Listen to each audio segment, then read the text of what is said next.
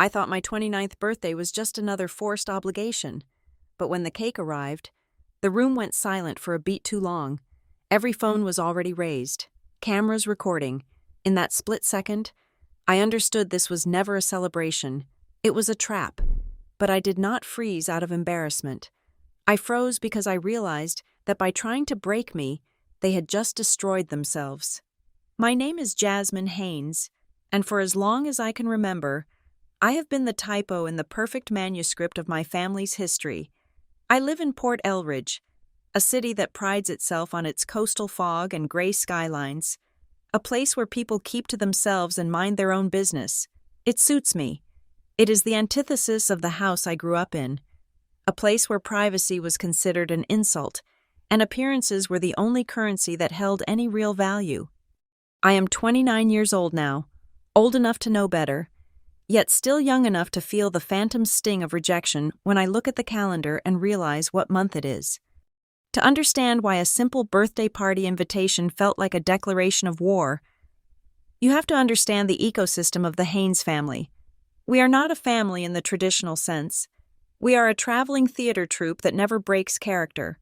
My mother is the director, obsessively micromanaging the lighting and the blocking.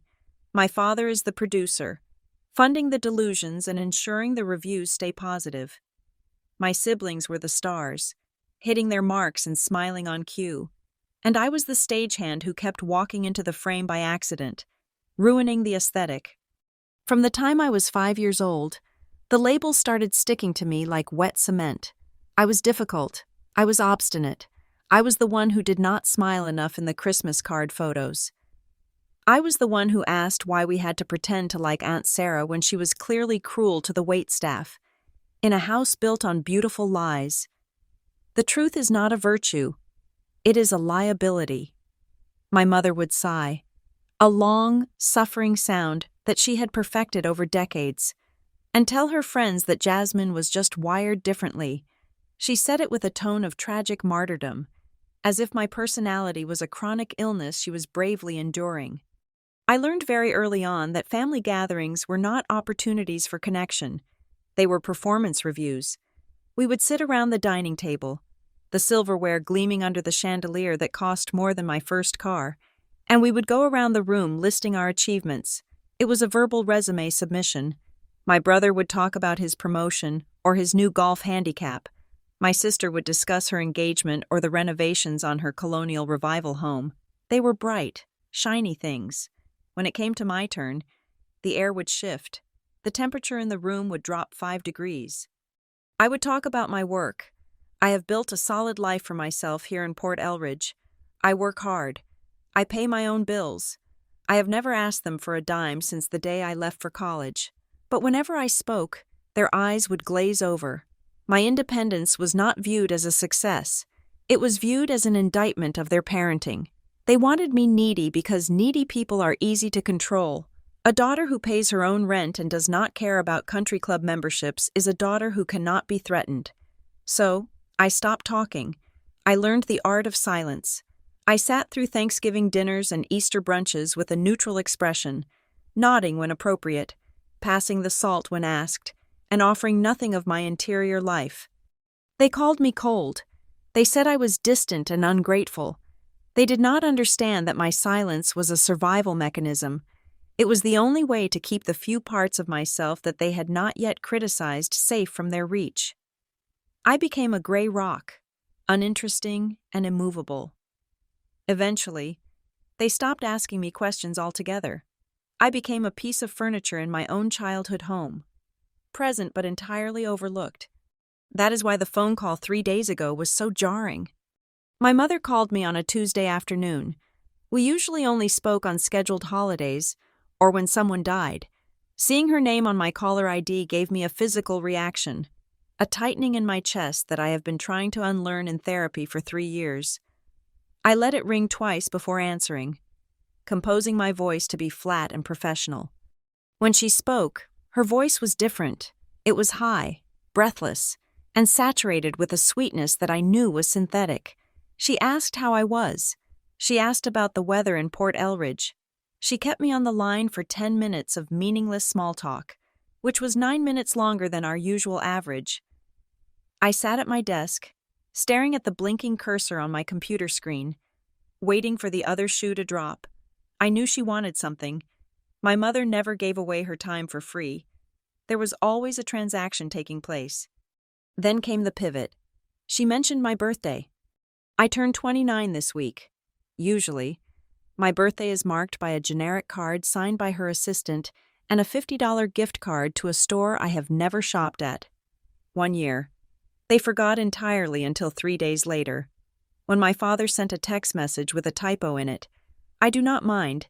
I prefer the indifference. Indifference is safe. Indifference means they are leaving me alone. But this year, she had a plan. She wanted to throw a party. She did not just want to have dinner. She wanted a full-blown event. She talked about renting a private room at the Ravenfall Lounge, the most pretentious and expensive venue in the city. She talked about inviting the extended family, the cousins from out of state, the old neighbors I had not seen in 10 years. She used words like celebration and milestone and family unity. I held the phone away from my ear, staring at it as if it were a venomous snake. The words coming out of the speaker did not match the reality I had lived in for 29 years. This was the woman who once told me my laughter was too loud for polite society. This was the woman who skipped my college graduation because she had a migraine, only to be tagged in photos at a wine tasting an hour later. Now she wanted to celebrate me? I tried to decline. I told her I was busy with work. I told her I did not want to make a fuss. I told her I preferred a quiet night in. She would not take no for an answer. She steamrolled right over my objections with that terrifying, cheerful bulldozer energy she summons when she wants her way. She said that Dad insisted. She said that my sister was already looking at dresses. She said, and this was the line that made the hair on the back of my arms stand up, that it was time we put the past behind us and acted like a real family. I ended the call with a non-committal promise to check my schedule, but I sat there for a long time afterward, listening to the silence of my apartment. My apartment is small, but it is mine. The walls are painted colors I chose. The books on the shelves are books I actually read, not ones displayed to impress guests. It is a fortress of solitude, and I felt, in that moment, that the fortress was under siege. A normal person might be touched. A normal person might think, finally, their parents are coming around. Finally, they want to make amends. But I am not a normal person, and I was raised by wolves in designer clothing. I know how they hunt. Kindness, in the Haynes family, is never just kindness, it is bait. I spent the next 24 hours analyzing the situation with the same cold, clinical detachment I use in my job. I work in advisory and risk assessment. I look at patterns. I look at outliers. I identify threats before they manifest. And this party was a massive, blinking red threat. Why now? Why this year? 29 is not a milestone. It is not 30. It is not 21. There was no logical reason for this sudden explosion of affection. If they wanted to repair our relationship, they would have started with a coffee, or a phone call that did not feel like an interrogation. You do not fix decades of neglect with a catered event at the Ravenfall Lounge. You do so with apologies, with changed behavior. There had been none of that. Just this sudden, aggressive demand for my presence in a public setting. That was the key, public. They needed an audience. If they just wanted to see me, they could have come to my apartment. They could have invited me to the house for a private dinner. But they invited aunts, uncles, cousins. They wanted witnesses. My mind raced through the possibilities. Were they announcing something? Was I the prop for someone else's big news? Was my sister pregnant? Was my brother running for office? That seemed the most likely scenario. They needed the tableau of the supportive, united family to sell whatever narrative they were currently pushing. I was the missing puzzle piece, the one jagged edge they needed to smooth over to make the picture look perfect. Or perhaps it was something darker. Perhaps I had finally done something that embarrassed them so profoundly they felt the need to publicly reclaim me, to show the world that I was still under their thumb. My instinct screamed at me to run. It told me to book a flight to anywhere, turn off my phone, and disappear until the date had passed. I could spend my birthday alone, ordering takeout and watching movies, safe and unbothered. That is what I usually did. That is what kept me sane. But there was another voice in my head, a colder, sharper voice. It was the voice that had developed over years of being sidelined and underestimated. If I did not go, I would never know. I would spend the rest of the year looking over my shoulder, wondering what they were planning. If I ran away, I remained the victim. I remained the frightened little girl who hid in her room while they rewrote reality downstairs. There is a specific kind of courage that comes from exhaustion. I was tired of being the one who adjusted. I was tired of being the one who stepped aside. I looked at myself in the hallway mirror. I did not look like the scared child they remembered. I looked like a woman who pays her own taxes and knows how to spot a lie from across the room. I had leverage now. I had independence. They could not ground me. They could not cut off my allowance. They could not take away my car. They had no power over me, except the power I gave them. I decided then and there that I would go, but I would not go as their daughter. I would not go as the black sheep hoping to be let back into the fold. I would go as a spy in enemy territory. I picked up my phone and texted my mother back. 2 words, "I'll come." I did not thank her. I did not use an exclamation point. I kept it transactional. I began to prepare. This was not a party. It was a tactical operation. I needed to be ready for whatever ambush they had set up. I mentally reviewed my wardrobe, discarding anything soft or vulnerable. I needed armor. I needed to look impeccable, untouchable. I needed to look like someone who did not need them. The knot in my stomach did not go away, but it changed texture. It hardened. It shifted from fear to a steely resolve. They wanted a show? Fine. I would give them an audience, but I would also be watching.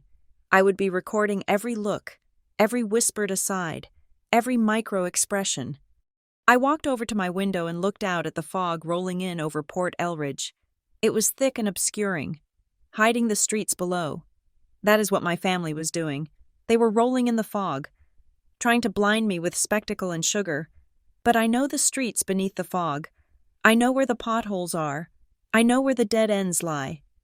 They think they are inviting Jasmine, the quiet, difficult daughter who will sit in the corner and be grateful for the scraps of attention.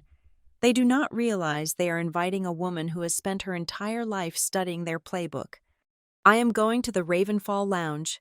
I will eat their food. I will smile for their photos.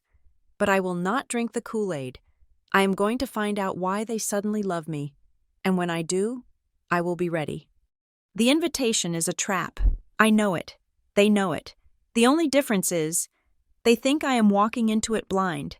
But I am walking in with my eyes wide open. And for the first time in 29 years, I am not looking for their approval. I am looking for the wire. I am looking for the catch. My name is Jasmine Haynes, and I am done being the victim in their story. If they want a scene, I will give them one, but I will be the one writing the ending. The 72 hours leading up to the party were a masterclass in psychological warfare. If I had any lingering doubts that this event was a calculated maneuver rather than a genuine celebration, my family dissolved them with every notification that lit up my phone screen. It started with my mother. In the span of 2 days, she called me 8 times. To put that in perspective, we usually go 4 or 5 months without hearing each other's voices. When we do speak, it is usually because she has dialed my number by mistake while trying to reach her Pilates instructor. But now, she was relentless. I let the first 3 calls go to voicemail while I sat at my desk at Northcrest Advisory. I work in high-stakes risk management. My entire job description revolves around reading the fine print of human behavior, predicting where a deal will collapse, and identifying the weak link in a corporate chain of command.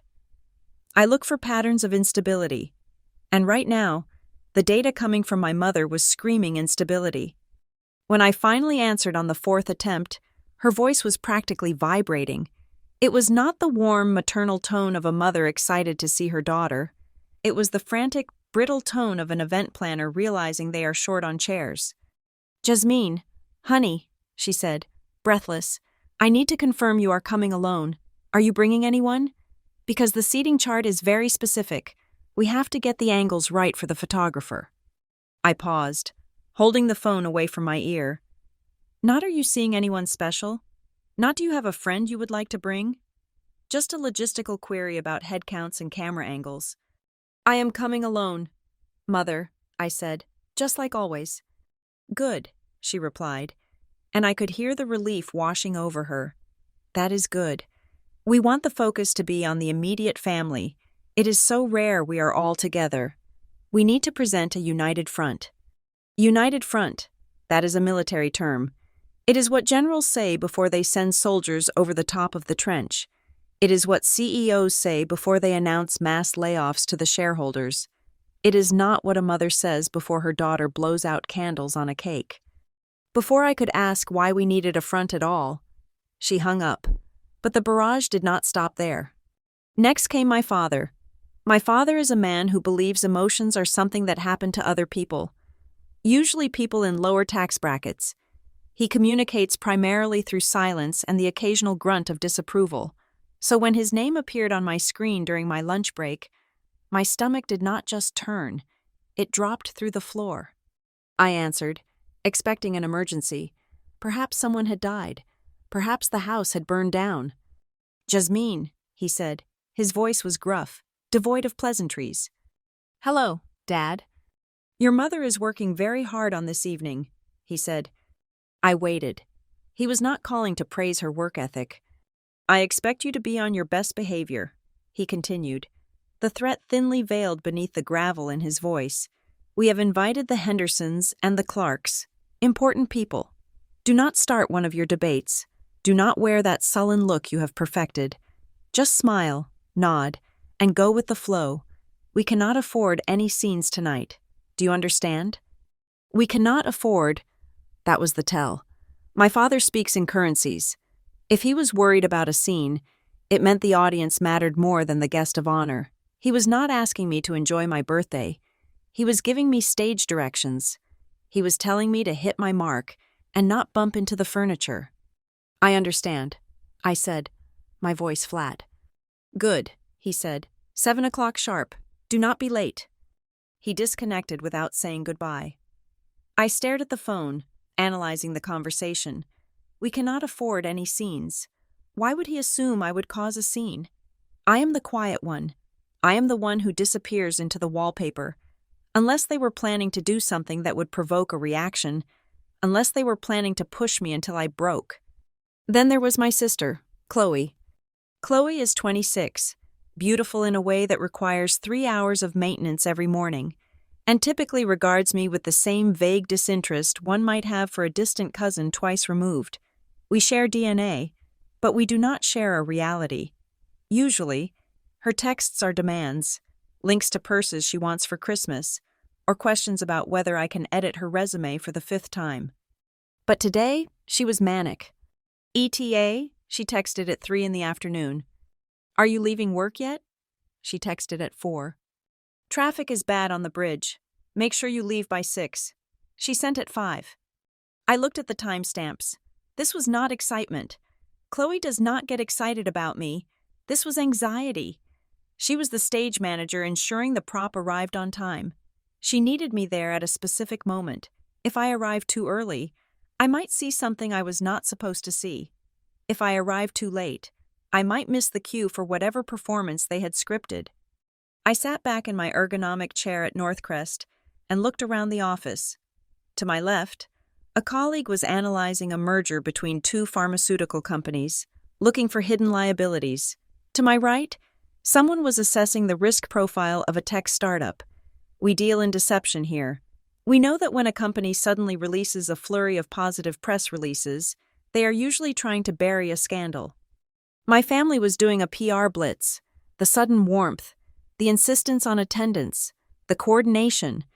It was all damage control for a disaster that had not happened yet. Or perhaps the disaster was me, and they were finally moving to liquidate the asset. I closed my laptop and took a deep breath. I needed to switch modes. I could not walk into the Ravenfall lounge as Jasmine the daughter.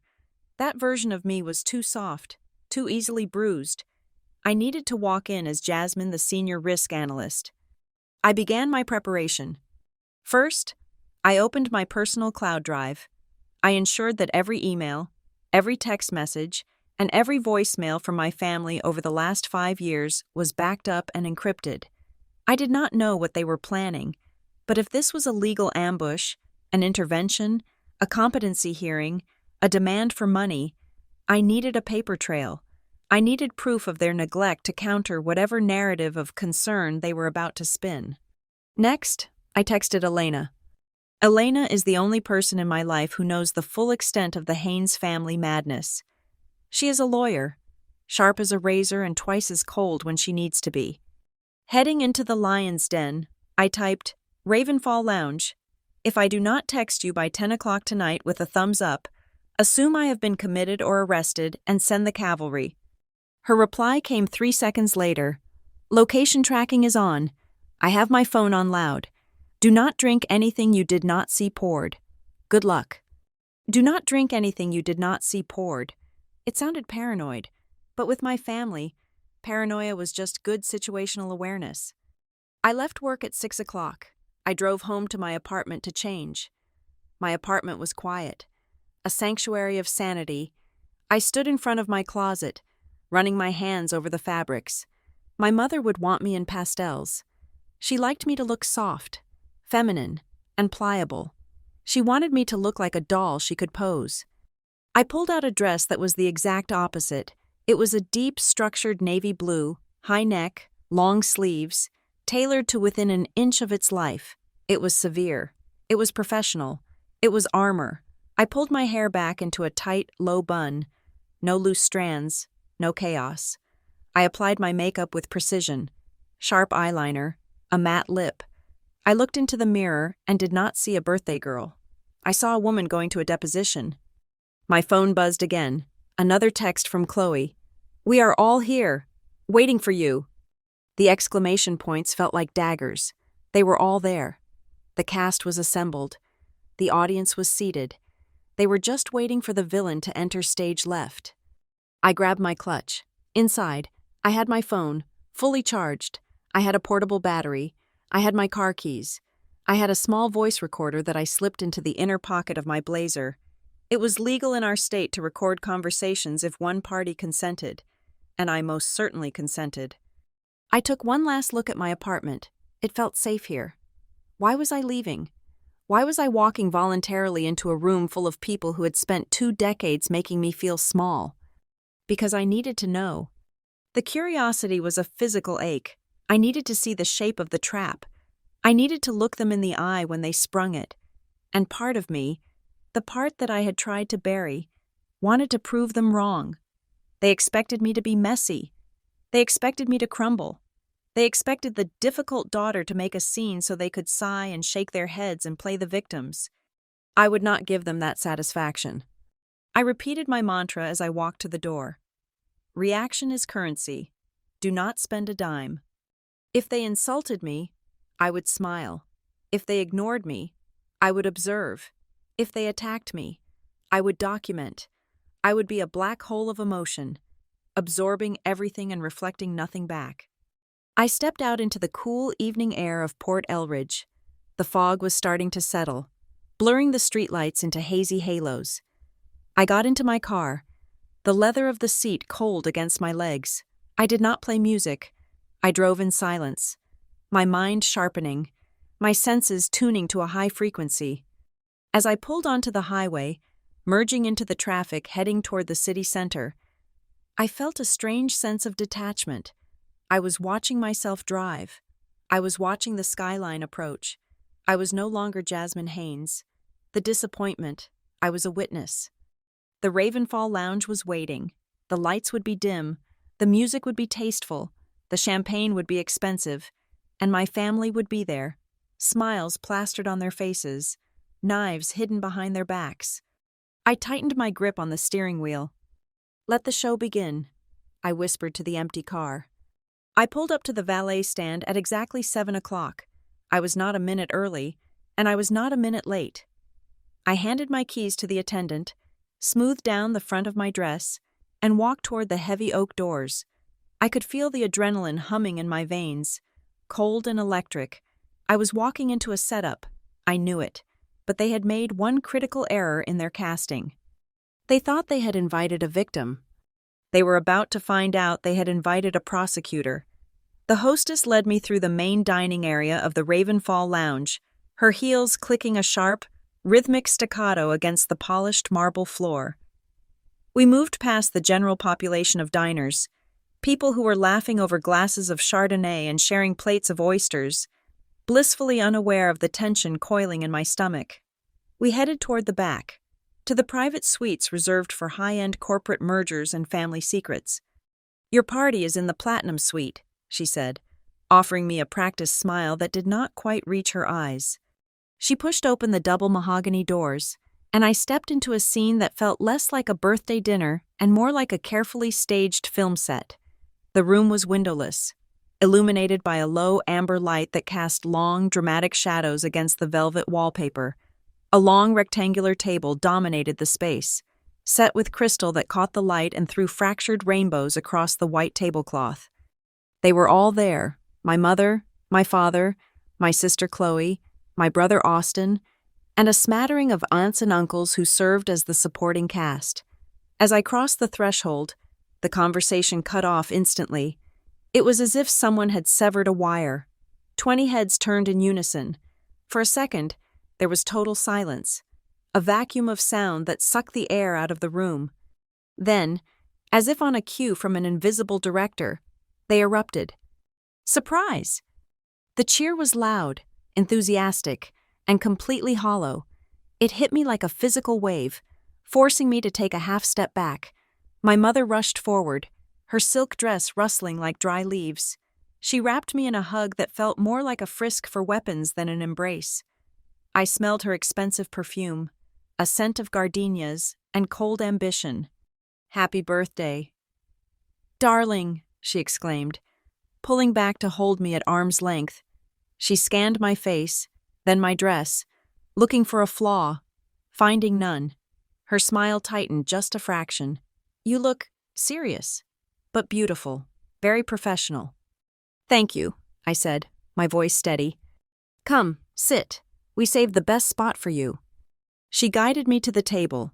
Usually, the guest of honor sits at the head of the table, commanding the room, but they had not placed me at the head. They had placed me in the exact center of the long side, facing the door. The chair was pulled out, waiting. As I sat down, I realized the strategic brilliance of the arrangement. Across from me sat my parents. To my left, Chloe. To my right, Austin. The rest of the family filled in the flanks. I was boxed in. I was the focal point of a concave lens. Wherever I looked, I met eyes. There was no neutral ground. No place to rest my gaze without engaging with someone who had spent the last 2 decades minimizing my existence.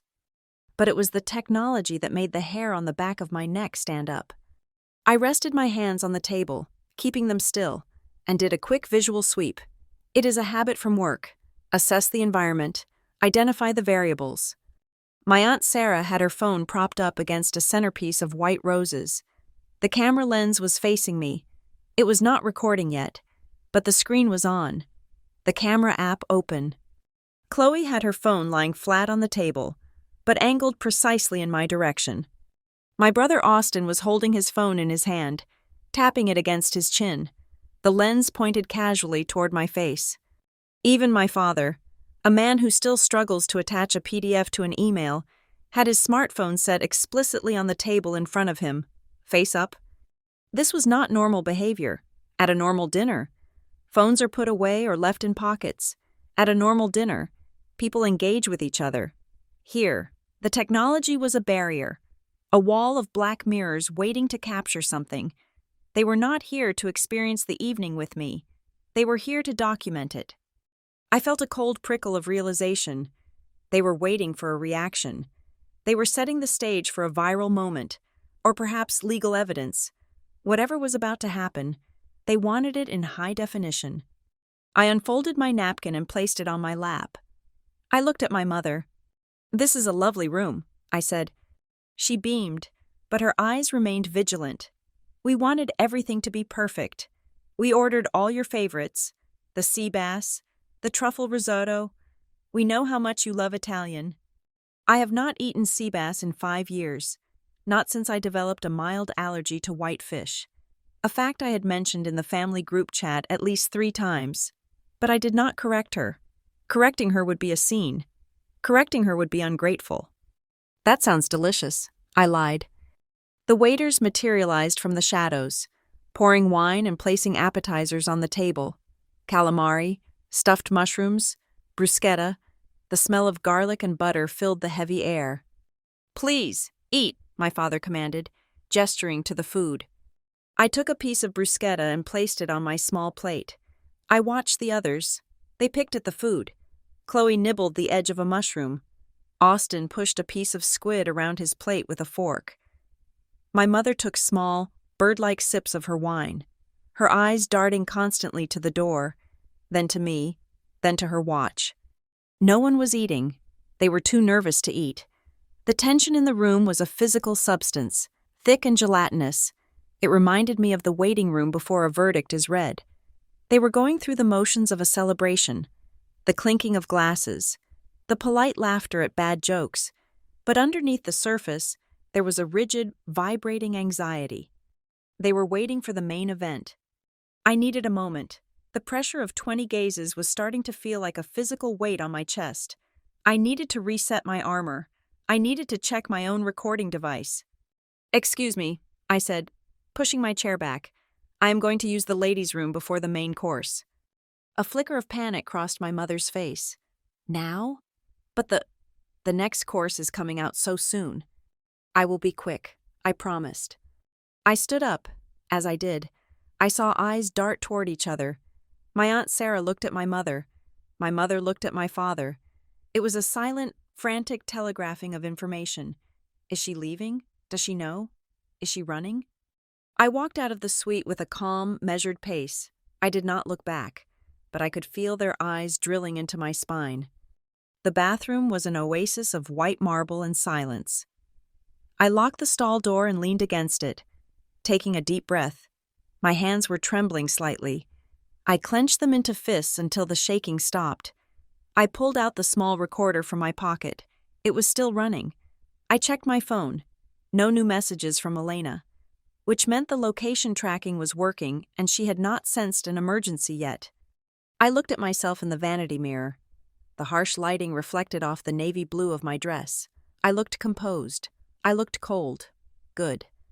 I washed my hands, the water scalding hot. I needed the sensation to ground me.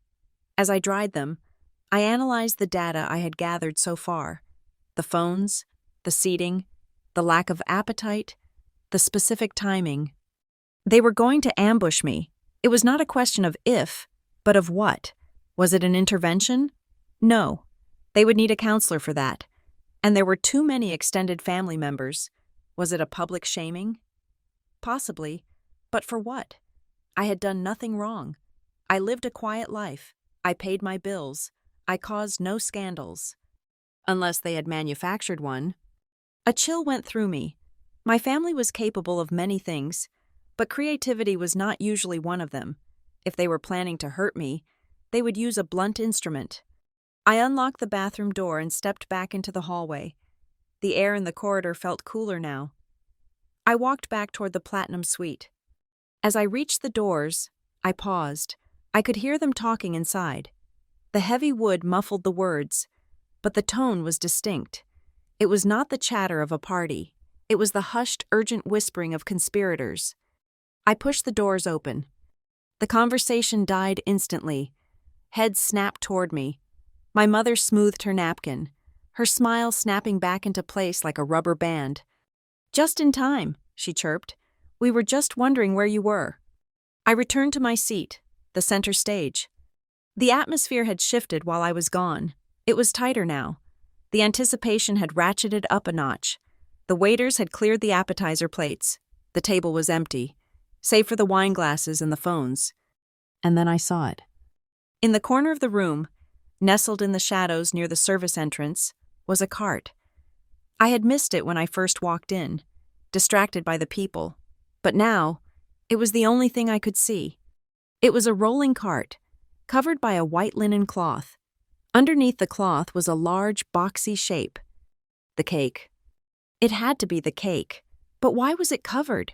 Why was it sitting in the corner like a piece of evidence? Usually, the cake is brought out with fanfare, with singing. This sat there like a shrouded secret. I looked at the cart, then back at my mother. She was not looking at me. She was looking at the cart. Her hands were gripping the stem of her wineglass so tightly her knuckles were white. My father cleared his throat. It was a loud, grating sound in the quiet room. "Well," he said, his voice booming slightly too loud, "I think we have waited long enough. We are all family here. We all know why we are here."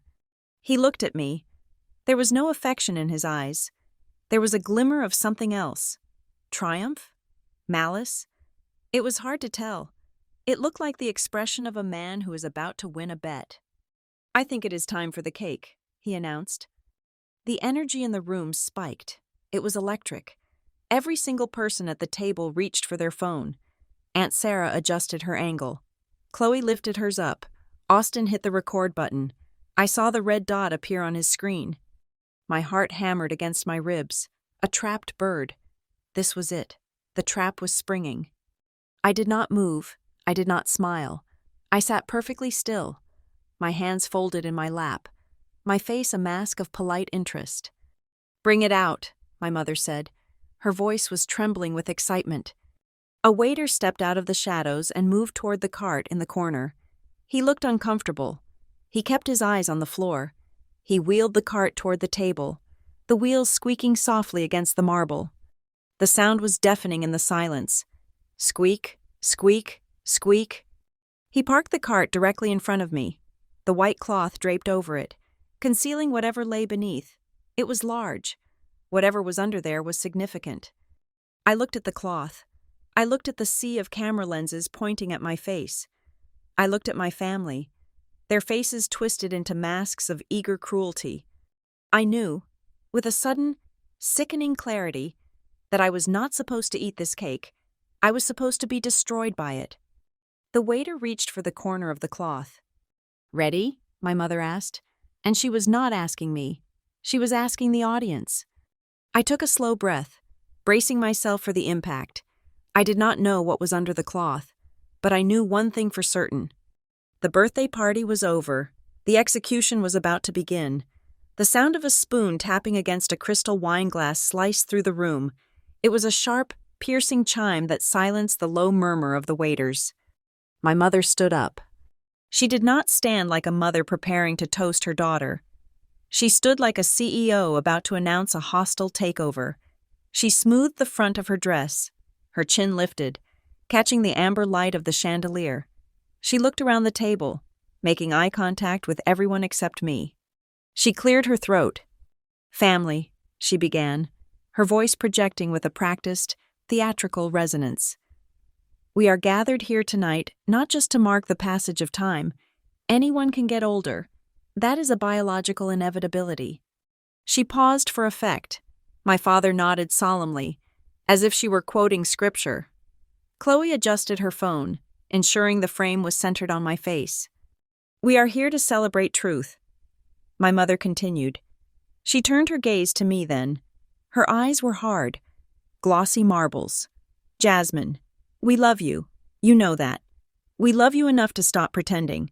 We love you enough to give you the one thing no one else will." She smiled. It was a terrifying expression. "We love you enough to give you a reality check." My stomach turned over. It was a cold, heavy sensation, like swallowing a stone. Under the table, my hand instinctively went to my pocket, brushing against the outline of the voice recorder. It was still running. "This year has been hard on us all," she said, her voice dripping with a manufactured sorrow. "We have watched you struggle, Jasmine. We have watched you try to find your place in this world. We have watched you push us away, and we have stayed silent. We have walked on eggshells, but silence is not love. Enabling is not love." I sat frozen. I had not struggled. I had been promoted twice. I had bought my own apartment. I had built a life entirely independent of their chaos. But facts did not matter here. She was building a narrative. She was painting a portrait of a broken, unstable woman for the audience behind the camera lenses. "So, for your 29th birthday," she said, her voice rising to a crescendo, "we decided to give you a special gift, a lesson, a mirror." She gestured to the waiter standing by the cart in the corner. "Bring it out." The room seemed to shrink. The air grew thin. Every muscle in my body tensed, preparing for a physical blow. The waiter looked terrified. He kept his head down, his hands shaking slightly as he gripped the white linen cloth covering the cart. He wheeled it forward. The squeak of the wheels was the only sound in the universe. He stopped the cart directly in front of me. My mother looked at the cameras. She wanted to make sure they were rolling. "Open it," she commanded. The waiter pulled the cloth away. I looked down. It was a cake. It was a large, expensive sheet cake, frosted in a pristine, clinical white. It looked like a wedding cake, elegant and flawless, but it was the writing in the center, piped in thick, black icing, that sucked the oxygen out of my lungs. It did not say happy birthday. It did not say we love you. In sharp Gothic lettering, the cake read, "To the family mistake, try harder." I stared at the words. The family mistake. The letters were black against the white sugar. They looked like tar. They looked like venom. For a second, my brain refused to process it. It was too absurd. It was too cruel. It was the kind of thing a villain does in a bad movie, not something a mother does to her child in a 4-star restaurant. Then the flashbulbs went off. 1, 2, 3. The room erupted in a strobe light effect. Every phone was raised. Every camera was zooming in. They were not filming the cake. They were filming me. They were waiting for the tears. They were waiting for the breakdown. They wanted me to scream. They wanted me to flip the table. They wanted me to throw the cake at the wall. They wanted the difficult daughter to prove them right. They wanted the footage of Jasmine Haynes losing her mind, proving she was unstable, proving she was the mistake they claimed I was. I could feel their hunger. It was palpable. My sister was leaning forward, her lips parted in anticipation. My brother was grinning behind his phone, waiting for the money shot. My mother was watching me with the intensity of a hawk circling a dying rabbit. I felt a scream rising in my throat. It was a primal, burning thing. It wanted to tear through my chest and shatter the glass. "Do not spend a dime," the voice in my head whispered. I clamped my jaw shut. I forced my heart rate to slow down. I forced my breathing to remain even. I did not blink. I looked at the cake. I read the words again. To the family mistake. Then, I looked up. I looked directly into the lens of my sister's phone. I looked at my brother. I looked at my father. Finally, I turned my head and looked straight into my mother's eyes. My face was a blank sheet of paper. No anger, no sadness, no shock. Nothing. I sat there in absolute silence. 1 second passed, 2 seconds, 5 seconds, 10 seconds. The silence stretched. It grew heavy. It grew awkward. The anticipated climax had not arrived. The payoff for their cruelty was missing. My mother's smile began to falter. The corner of her mouth twitched.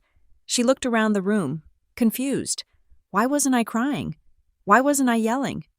The air in the room shifted from malicious excitement to uncomfortable confusion. The waiters were staring at the floor, clearly mortified. My Aunt Sarah lowered her phone slightly, looking uncertain. My father let out a short, nervous laugh. It sounded like a bark. "Well," he said, his voice booming too loud in the quiet room, "it is a joke. Good Lord, look at her face." He gestured at me with a hand that was shaking. "It is just a roast." "Jasmine," he said, looking at the others for validation, "we are roasting you. You millennials are so sensitive. You cannot take a joke?" My mother jumped in, her voice shrill. "Yes, it is just a joke. Darling, we thought it would be funny. We thought you would laugh." She was lying. The panic in her eyes gave her away. They had pushed the button, but the bomb had not detonated.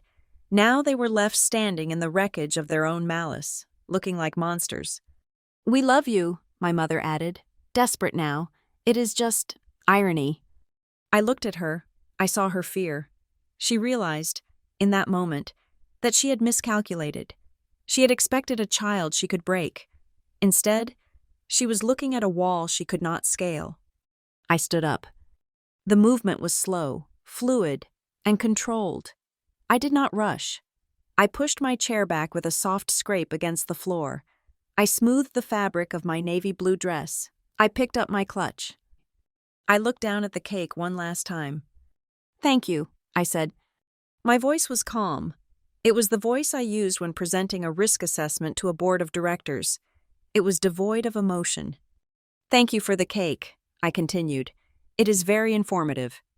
I looked at my father. I looked at my mother. "I appreciate the effort you put into this evening." I said, "It has clarified everything for me." I turned to leave. "Wait," my mother cried out, standing up. "You cannot leave. We have not cut the cake. We have gifts." She was reaching for me, trying to grab my arm, trying to pull me back into the script she had written. I sidestepped her touch with a precision that left her grasping at empty air. I walked toward the double mahogany doors. My heels clicked against the floor. A steady, rhythmic countdown. Every step was a victory. Every step took me further away from their toxicity. I reached the door and placed my hand on the brass handle. Then I stopped. I turned back to face them. The entire room was frozen.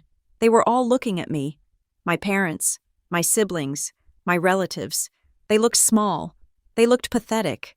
They were holding their phones like useless talismans, having captured nothing but their own cruelty and my absolute refusal to engage with it. My mother was pale. My father was red-faced. I looked at the cameras that were still recording. I smiled. It was not a nice smile. It was the smile of a predator who has just realized the cage door is unlocked. "Do not worry about the footage," I said, my voice cutting through the silence like a scalpel. I tapped the pocket of my blazer where the voice recorder was humming. I made sure to capture this moment, too. The silence that followed my declaration was different from the silence that followed the unveiling of the cake. That first silence had been one of stunned awkwardness, the pause of a joke that failed to land. This new silence was heavy, cold, and tasted of absolute terror. I watched the color drain from my mother's face. It did not happen gradually. It happened all at once, as if someone had pulled a plug in her heels. The flush of wine and excitement vanished, leaving her skin the color of old parchment. Her hand, which had been reaching out to grab me, froze in midair. "You recorded?" she whispered. Her voice was no longer theatrical. It was small and trembling. I nodded slowly, keeping my hand resting on the pocket where the device hummed against my ribcage. "Everything," I said. My voice was steady, a flat line against their chaotic spikes. "I have an audio recording of the entire dinner, the conversation about the seating chart, the pressure to drink, the coordinated camera angles, and, of course, the presentation of the cake." I paused, letting the weight of the words settle over them like a lead blanket. "And just so we are clear," I added, my eyes scanning the room, "my phone is set to automatically upload all large media files to a secure cloud server instantly. So even if you were to, say, take my phone or try to delete the file, it is already gone. It is already out of your reach." My father stood up so abruptly that his chair knocked backward and hit the wall with a loud crash. "You have no right," he bellowed, his face turning a dangerous shade of purple. "This is a private family dinner. You cannot just record people without their permission." "Actually," I said, keeping my posture rigid, "under the state wiretapping laws, only one party needs to consent to a recording for it to be legal. I am that party. I consented." I looked at my brother. Austin. He had lowered his phone. The smirk was gone, replaced by a look of pure panic. He looked at his own device, then at me, realizing that the weapon he had intended to use against me had just been turned into evidence against him. "We were just joking," Chloe stammered, her eyes darting around the room. "Jasmine, you know us. We are just a loud family. It was a prank." A prank implies humor. I said, calling your daughter a mistake in front of 20 witnesses is not a prank. Chloe, it is harassment. And now, it is documented harassment. I turned back to the door. I had what I needed. I had the leverage. I had the upper hand. I needed to get out of there before the shock wore off and their aggression took over. But then, it happened. The slip. The crack in the facade that revealed the rot underneath. It came from Uncle Mike, my father's younger brother. He was not the brightest man in the family, usually just following whatever orders my father barked at him. He was sitting at the far end of the table, clutching a whiskey sour. He looked at my father, his eyes wide with genuine fear. "Ray," he said, his voice loud enough to carry across the room. "Ray, if she has that recording, what about tomorrow? This ruins the whole setup for tomorrow." The room went dead still. My father spun around, his eyes bulging. "Shut up, Mike!" But the words were already out. They hung in the air, vibrating with significance. "Tomorrow." I stopped. My hand tightened on the brass door handle. I did not turn around. I did not ask what was happening tomorrow. I did not give them the satisfaction of seeing my confusion. But my mind began to race, spinning at 1,000 miles an hour. Tomorrow. Why did the recording ruin tomorrow? If this was just a birthday party, if this was just a cruel joke, the recording would only be embarrassing. It would be a social faux pas. But Mike had not said it would be embarrassing. He had said it would ruin the setup. Setup implies a goal. Setup implies a specific outcome that they were engineering. I realized then, with a jolt of clarity that nearly knocked the wind out of me, that the cake was not the point. The cake was just a prop. The cameras were not there to record a birthday. They were there to record a reaction. They needed footage of me losing my temper. They needed footage of me screaming, crying, looking unstable. And they needed it before tomorrow. I opened the door and stepped out into the hallway. "Jasmine, wait!" My mother's voice was a shriek now, desperate and clawing. I heard the scuffle of chairs, the sound of footsteps rushing toward the door. I did not run. Running looks like guilt. Running looks like fear. I walked. I walked with long, purposeful strides down the corridor, past the confused hostess, past the diners who looked up from their plates as I swept by like a storm front. I burst out the front doors of the Ravenfall Lounge into the cool, damp air of the parking lot. The fog had thickened, wrapping the world in gray cotton. "Valet," I called out, holding up my ticket. The attendant looked at me, startled by my intensity. He scrambled to the key booth. Behind me, the doors of the lounge flew open. My brother Austin and my father stumbled out. "Jasmine," my father roared, "get back here. We are not done." I ignored him. I stood by the curb, staring straight ahead at the fog. My heart was pounding against my ribs like a sledgehammer, but my face remained stone. The valet pulled my car up. I snatched the keys from his hand, tipped him a $20 bill, and slid into the driver's seat. As I locked the doors, my father reached the car. He banged his fist against the window. "Open this door. We need to talk. You are misunderstanding everything." I started the engine. I put the car in drive. I did not look at him. I looked at the road. I pressed the gas pedal and peeled away from the curb, leaving my father standing in the exhaust fumes, a small, angry figure in the rearview mirror. I drove for 10 minutes without knowing where I was going. My hands were shaking so hard I could barely grip the steering wheel. The adrenaline was starting to crash, leaving me cold and nauseous. I pulled into the parking lot of a 24-hour pharmacy 3 miles away and put the car in park. I leaned my head back against the headrest and closed my eyes, forcing myself to breathe. In, out, in, out. Then, my phone began to buzz. It started as a single vibration, then became a continuous, angry hum against the center console. I picked it up. 5 missed calls from Mom, 3 missed calls from Dad, 2 missed calls from Chloe. And then the texts. They flooded the screen. A stream of consciousness from a family in full panic mode. "Mom, Jasmine, please come back. We are so sorry. It was a bad joke. We just wanted to make you laugh. Please do not leave like this. Dad, you are blowing this out of proportion. If you do not come back right now, do not bother coming back at all. You are acting like a child. Chloe, you are ruining everything. Just delete the recording and come talk to us. We have your presence. Austin, you think you are so smart? You have no idea what is going on. You need to answer the phone.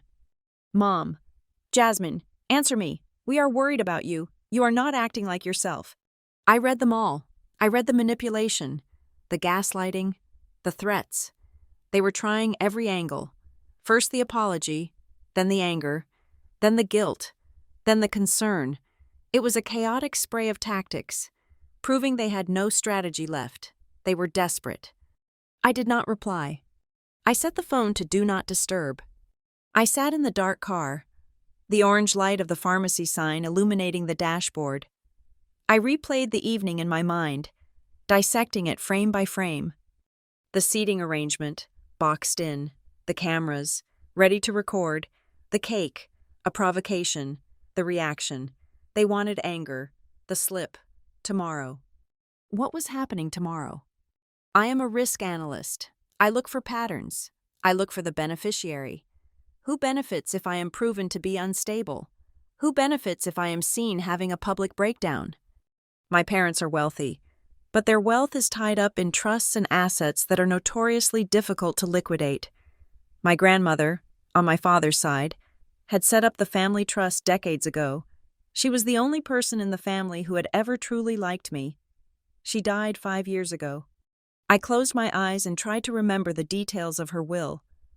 I had been 24 at the time, too busy trying to start my career to pay attention to the legal jargon. I knew there was a trust. I knew my father managed it.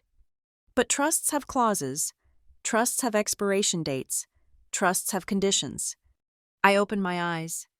My grandmother's estate. I was turning 29 in the world of legal trusts.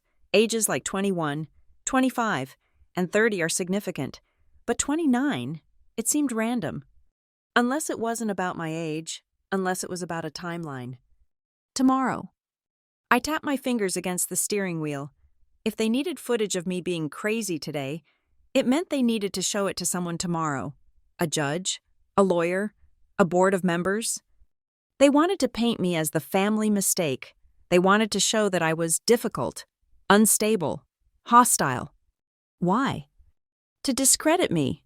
If I am discredited, if I am deemed mentally unfit or estranged, what happens to my share? The realization hit me like a splash of ice water. They were not just being mean. They were trying to disinherit me, or worse, they were trying to seize control of something that was legally mine. Uncle Mike had said, "This ruins the whole setup for tomorrow." That meant there was a meeting tomorrow, a meeting where my character would be discussed, a meeting where they had planned to play a video of me screaming at a birthday cake to prove that I was unhinged. I looked at my phone again. The notifications were still stacking up, silent and desperate. I picked it up and typed a single message, but not to them. I opened my encrypted messaging app and found Elena's name. I am safe. I left. I have a recording of them trying to provoke a breakdown. They mentioned something about tomorrow being ruined. I think there is a legal deadline or a hearing I do not know about. I hit send. Then I typed one more thing. I need you to look up the public probate records for the Haynes Family Trust. Specifically, look for any clauses regarding the 30-year mark or competency requirements. I think they are trying to steal my inheritance. I put the phone down. They had wanted a show. They had wanted a victim. What they had done was hand me the puzzle pieces I did not even know I was missing. I started the car. I was not going home. Home was the first place they would look. I was going to a hotel. I was going to a place with security cameras and deadbolts. And tomorrow, I was not going to be the victim they expected. If there was a meeting tomorrow, I was going to find out where it was, and I was going to be there. The cake was just the appetizer. The real course was about to be served, and I was going to make sure they choked on it. I checked into the Helix Hotel at 2 a.m. I paid cash for a room on the 14th floor, using a corporate discount code from a previous job to avoid flagging my credit card immediately. The room was sterile and smelled of industrial lemon cleaner. which was exactly what I needed. I needed a vacuum, a place devoid of memories and emotional debris. I sat at the small, wobbly desk, my laptop humming in the silence. I had not slept. Sleep was a luxury for people who were not being hunted by their own bloodline. Instead, I had spent the last 3 hours doing what I do best at Northcrest Advisory, forensic analysis of a disaster. My phone was still on silent, face down on the duvet. I did not need to look at it to know it was pulsing with notifications. They would be cycling through the stages of grief, denial, bargaining, anger, but I was done with their emotions. I was interested in their paperwork. I connected my voice recorder to the laptop and uploaded the file. I put on my noise-canceling headphones and played it back. Listening to the dinner a second time was a masochistic exercise, but I needed to hear the negative space. I needed to hear what they whispered when the bread was being served. I needed to hear the nuances in my father's breathing. The recording was crisp.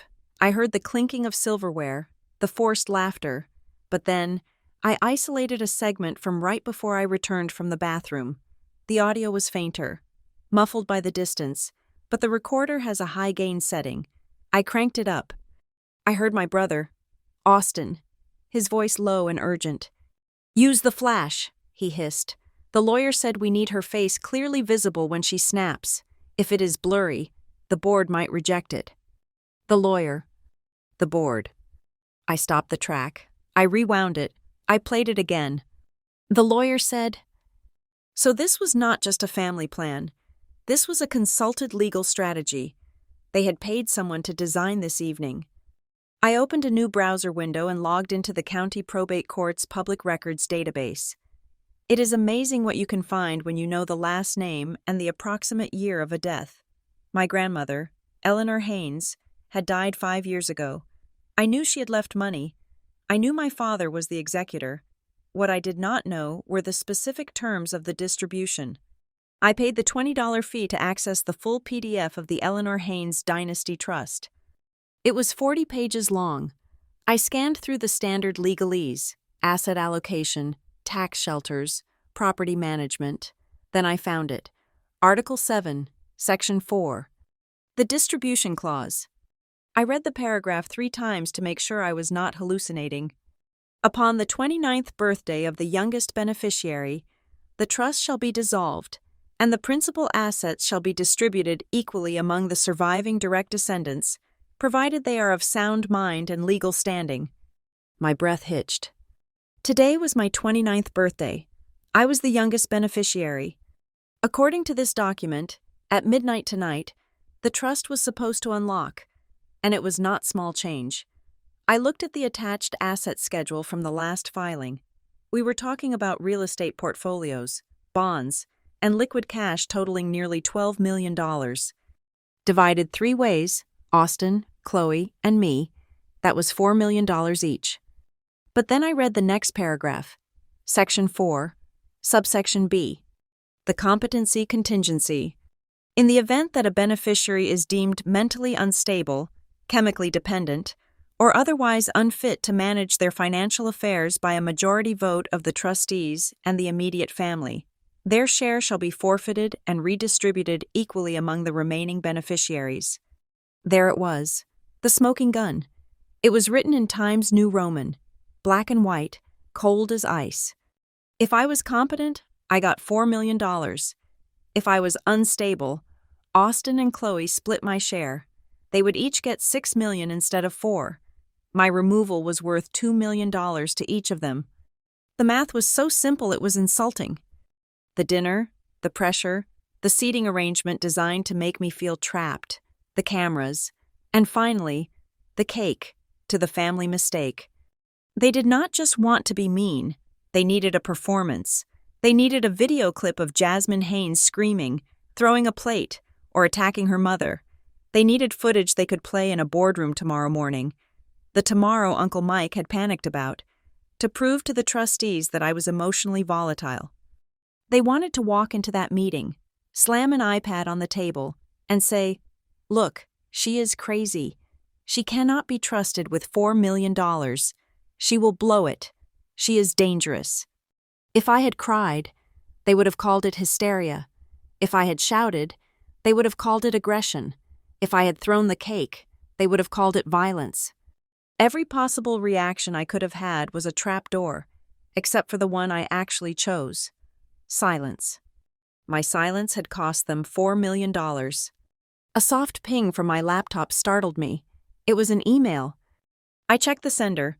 It was from a generic Gmail address, blueheron88@gmail.com. I did not recognize it. I opened it. There was no subject line. The body of the email was short. They are at the house. The lawyer is there now. They are panicking because they do not have the footage. They are trying to figure out if they can use the audio of you leaving, but the lawyer says it is not enough to prove instability, just estrangement. Be careful. They are going to try to provoke you again before 10 o'clock tomorrow morning. That is when the meeting is scheduled. I stared at the screen. Who was Blue Heron? Then I remembered my cousin Bethany. We used to watch nature documentaries together when we were 10. Her favorite bird was the great blue heron, Bethany, who had sat at the far end of the table tonight, looking down at her lap while everyone else held up their phones.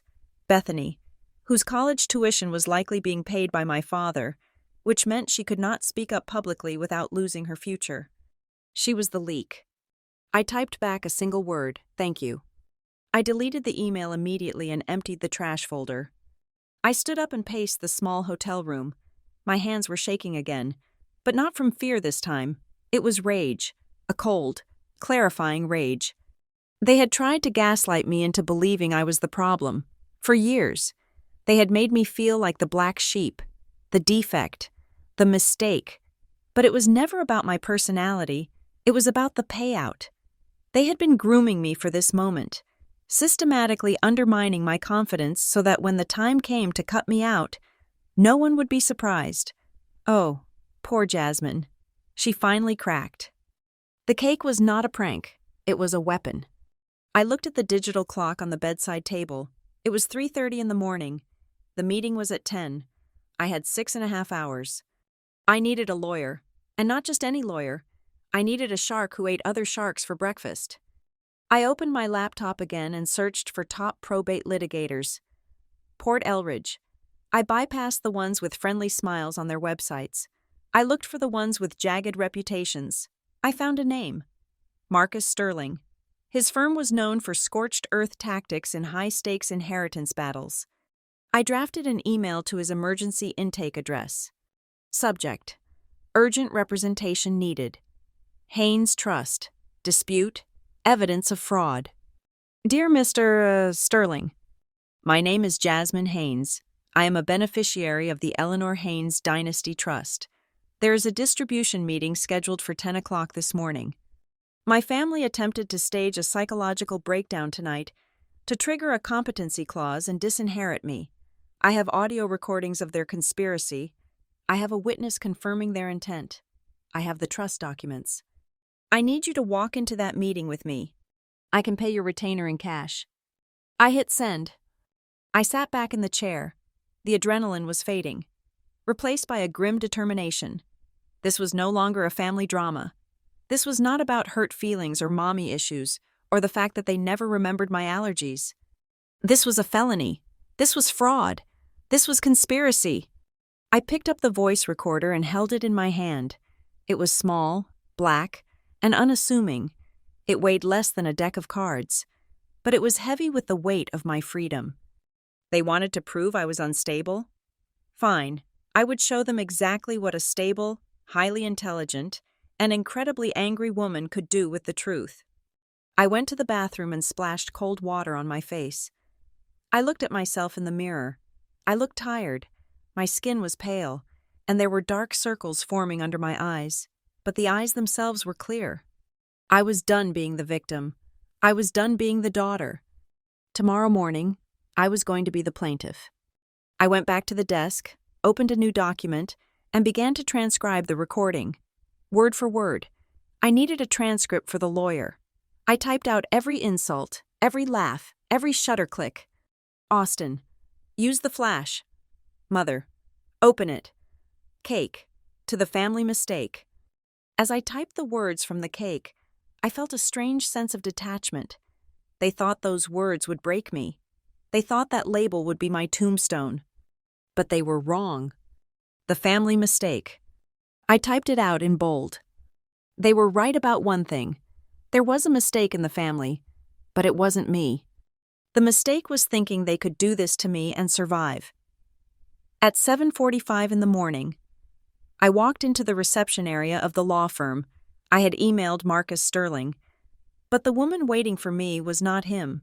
She was younger, perhaps in her early 40s, with hair cut in a sharp, asymmetrical bob that looked dangerous enough to cut glass. She wore a suit that cost more than my car, and her eyes held the distinct, bored intelligence of a predator who has already eaten. "I am Tessa Raymond," she said, not offering a handshake but gesturing toward her office. "Marcus is in court.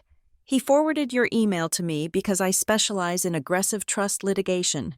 I read your transcript." She sat behind a desk that was completely bare except for a single tablet. "If the audio matches the transcript," she said, her voice dry and precise, "this is not just a probate issue. It is conspiracy to commit fraud. It is intentional infliction of emotional distress.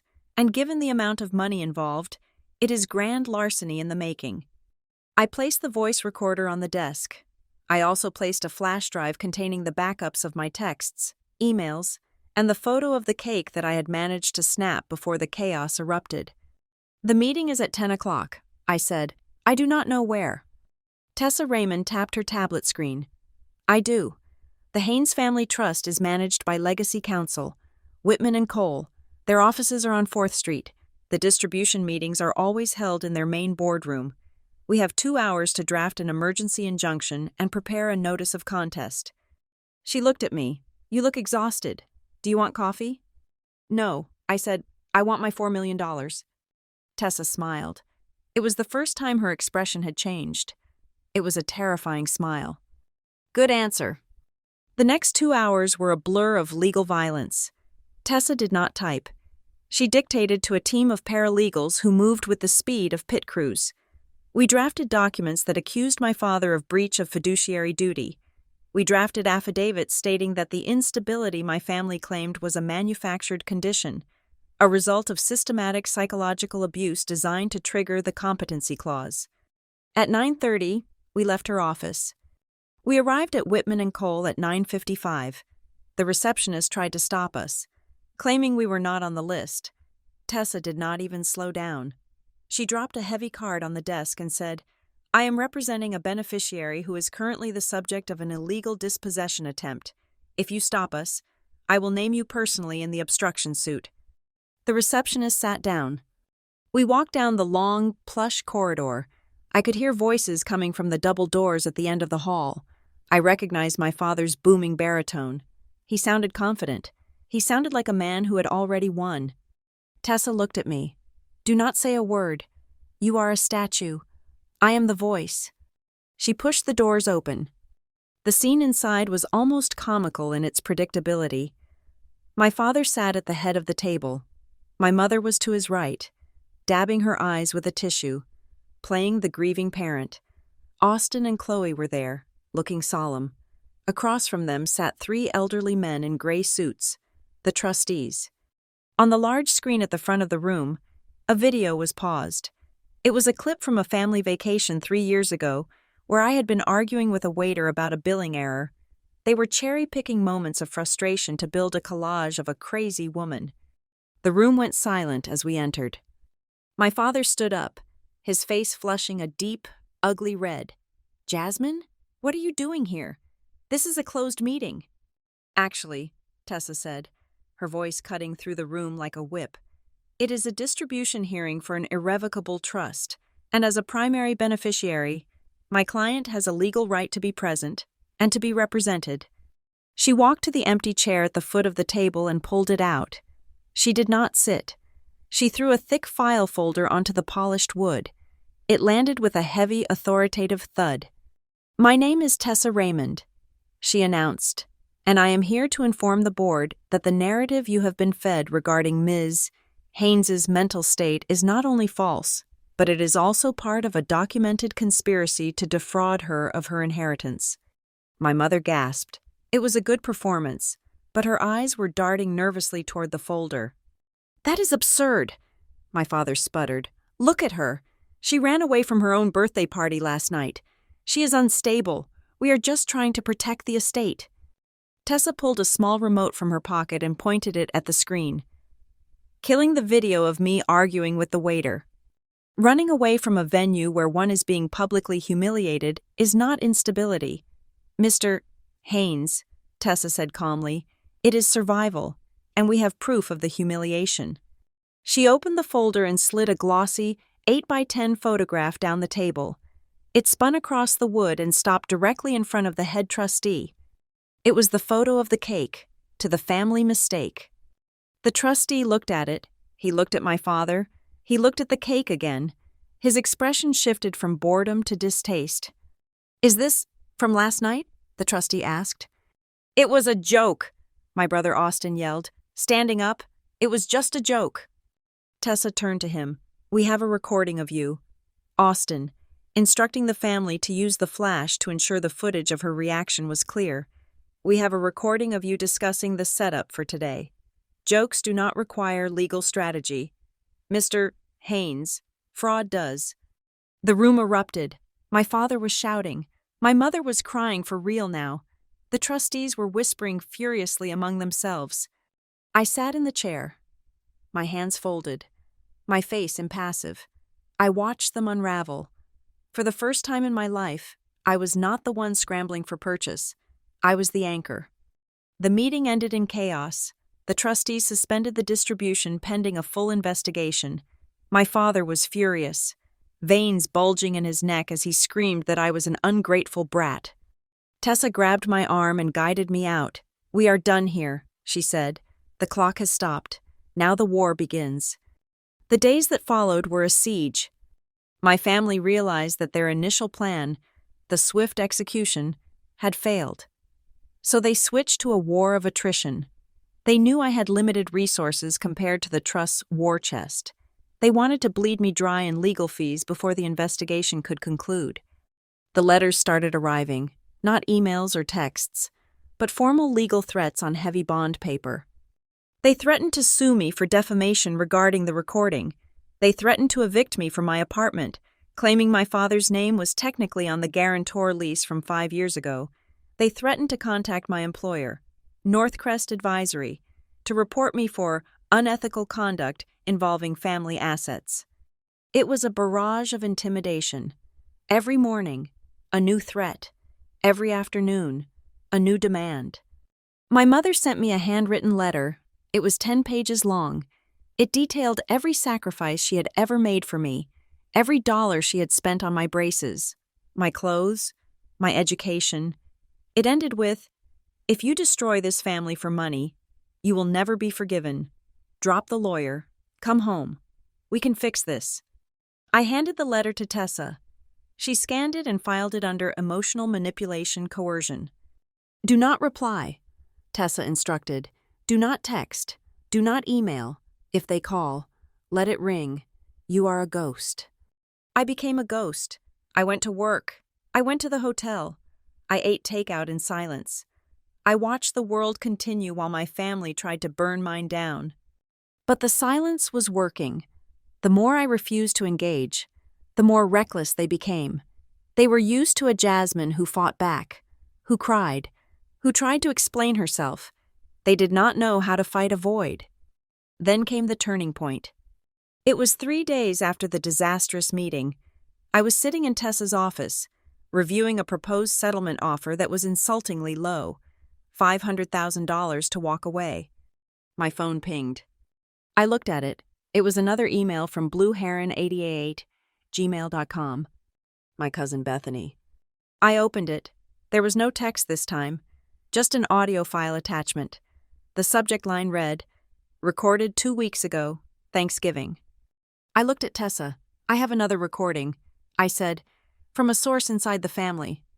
"Play it," Tessa said. I clicked play.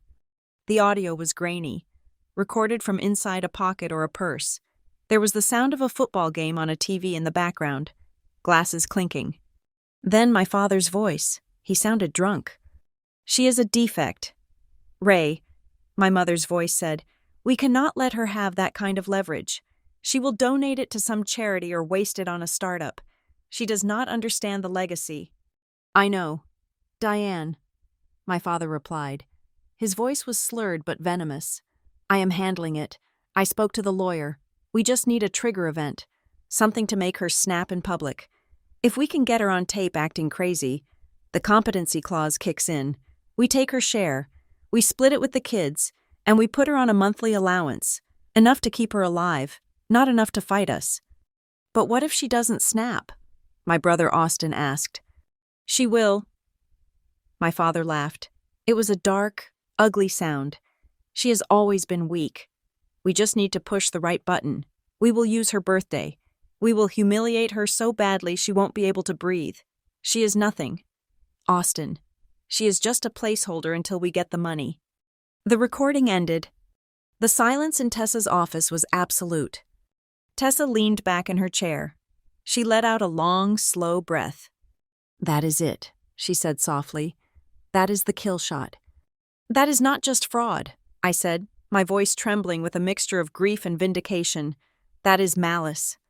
Tessa nodded. She picked up the phone.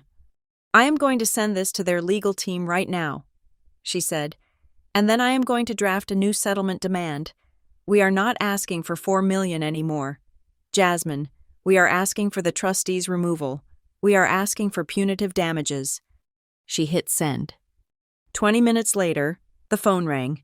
It was the lead partner from Whitman and Cole. Tessa put it on speaker. "Ms. Raymond," the lawyer said. His voice was no longer arrogant. It sounded tired. It sounded defeated. "We received the file." "I assumed you did," Tessa said. "I am preparing to file it with the court as evidence of conspiracy." "That won't be necessary," the lawyer said quickly. My clients are willing to talk." "We are done talking," Tessa said. "We will see you in court." She hung up. I looked at her. "Why did you hang up?" "Because," she said, her eyes gleaming. "Now they are terrified.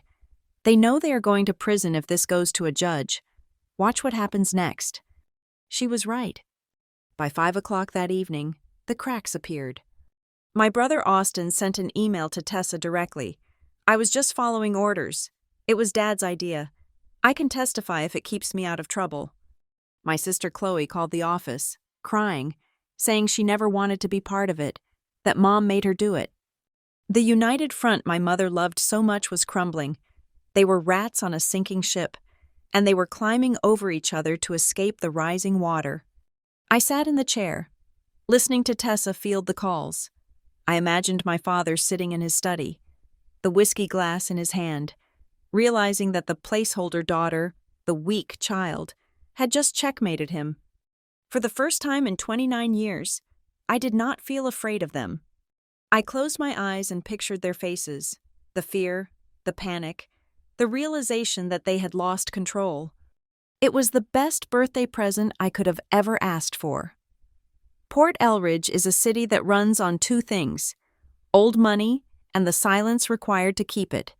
In my family's world, a scandal is not defined by the immorality of the act, but by how many people witness it. For 29 years, my parents had mastered the art of controlling the narrative. They were the editors of reality, cutting out the messy parts and presenting a polished, glossy fiction to the world. But they made a fatal error. They forgot that once a story leaves your hands, you no longer own the copyright. I did not go to the press. I did not post the recordings on social media. That would have been tacky. And more importantly, it would have made me look like the unstable, vindictive daughter they were trying to paint me as. I simply let the legal system do what it was designed to do. Tessa Raymond filed the emergency injunction against the trustees. Attached to that public filing were the exhibits, the transcript of the dinner, the photograph of the cake, and the transcript of the Thanksgiving recording where my father explicitly detailed his plan to defraud me. Public records are a beautiful thing. They are dry, they are boring, and they are accessible to anyone with an internet connection and a curiosity about why one of the city's most prominent families was suddenly at war. But in a town like ours, you do not need the internet. You just need the Whisper Network. The trustees were the first domino. These were men who played golf with my father every Sunday. They were men whose wives sat on charity boards with my mother. When they received the evidence, they did not just read it as legal professionals. They read it as peers. They heard my father, a man they had toasted with scotch, slurring his words and calling his own daughter a defect. They heard the calculated malice, and because they were men who valued their own reputations above all else, they distanced themselves immediately. The rumor mill started grinding within 24 hours. I heard about it first from Elena, who has ears in every salon and boutique in the city. She called me on a Tuesday evening, 3 days after the legal bomb had dropped. "You are not going to believe this," she said, her voice rich with satisfaction. "Your mother walked into the Port Elridge Garden Club meeting this afternoon. Usually, she sits at the head of the table. Today, when she walked in, 3 women stood up and moved to the other side of the room. I took a sip of my tea, staring out at the city lights from my hotel window. Did she say anything?" She tried to act like nothing was wrong. Elena continued. She tried to start talking about the spring gala, and Mrs. Montgomery, you know, the one who runs the library fund, cut her off. She apparently said, "Diane, perhaps you should focus on your own house before you try to decorate ours." I felt a cold, sharp pang of validation. For years, my mother had used shame as a weapon against me. She had weaponized glances, whispers, and exclusions. Now, the weapon was in someone else's hand, and she was the target. It did not stop there. The rot spread quickly. My father was asked to take a leave of absence from the board of the regional bank, where he had served for 15 years. They did not call it a firing. They called it a sabbatical for personal reasons, but everyone knew what it meant. A bank cannot have a director who is under investigation for conspiracy to commit financial fraud against a beneficiary. It is bad for business. I continued to go to work every day at Northcrest Advisory. I walked with my head high. I dressed impeccably. I did not speak about the case. When colleagues looked at me with curious, pitying eyes, I gave them a polite, professional smile and went back to my spreadsheets. My silence became a mirror. The more dignified I remained, the more monstrous my family appeared. They tried to fight back. Of course, panic makes people messy. My mother tried to spin the narrative. She told her friends that I was mentally ill, that I had doctored the tapes, that I was a brilliant but troubled manipulator who was destroying the family for drug money. But the story did not stick. It did not stick because the evidence was too specific. You cannot doctor the sound of a father's drunken laughter. You cannot fake a cake that says, "to the family mistake," in a room full of witnesses who were now terrified of being deposed. Then came the collateral damage. My sister, Chloe, sent me a text message on Thursday. It was not angry, it was frantic. "The Hendersons are asking questions. They want to know if Dad is going to be indicted. They are worried about the press at the wedding. Jasmine, please, you have to issue a statement. Tell them it was a misunderstanding. You are ruining my life." I looked at the message. I thought about Chloe sitting at that table, adjusting her phone to get the best angle of my humiliation. I thought about how she had been willing to sacrifice my future to secure her own inheritance. I did not reply. I blocked her number. I heard later that the Hendersons, a family that prides itself on being excruciatingly proper, had postponed the engagement party. They claimed it was due to a scheduling conflict, but in Port Elridge, a scheduling conflict is code for we do not want our son marrying into a crime scene. My brother, Austin, was facing a more immediate reckoning. Without the promise of the trust fund payout, his house of cards collapsed. I learned through the grapevine that his new luxury car had been repossessed from his office parking lot. It was a public spectacle. He had been banking on that $6 million. He had spent it before he even had it. Now, he was not just broke. He was radioactive. No one wanted to lend money to the guy who helped plot a conspiracy that failed. The most surreal moment came a week later. I needed to buy groceries. I could have ordered delivery, but I refused to hide. I drove to the upscale market in the center of town, the one my mother had shopped at for 30 years. I was in the produce aisle, inspecting avocados, when the air in the store seemed to shift. The ambient chatter died down. I looked up and saw my parents. They were walking down the main aisle. Usually, they walked with a sense of ownership, greeting people, stopping to chat. Today, they walked quickly, their heads down. My father looked 10 years older. His posture, usually so imposing, was slumped. My mother wore sunglasses indoors, a desperate attempt to create a barrier between herself and the world. They did not see me at first. They were too busy trying to ignore the fact that the butcher was pretending not to see them, and the woman at the bakery counter had suddenly found something very interesting to clean on the floor. Then my mother looked up. She saw me. I stood there, holding an avocado, wearing my work blazer and jeans. I looked healthy. I looked calm. I looked like a woman who slept soundly at night. She stopped. My father stopped. For a moment, we just looked at each other. I waited for the anger. I waited for the scene. I waited for her to march over and demand I fix this. But she did nothing. Her shoulders sagged. Beneath the sunglasses, I saw her chin tremble. It was not the tremble of rage. It was the tremble of defeat. She realized, in the middle of the produce aisle, that she had no power over me. She could not ground me. She could not cut me off. She could not shame me. She looked around the store and saw the eyes of her neighbors watching her. She saw the judgment she had feared more than death.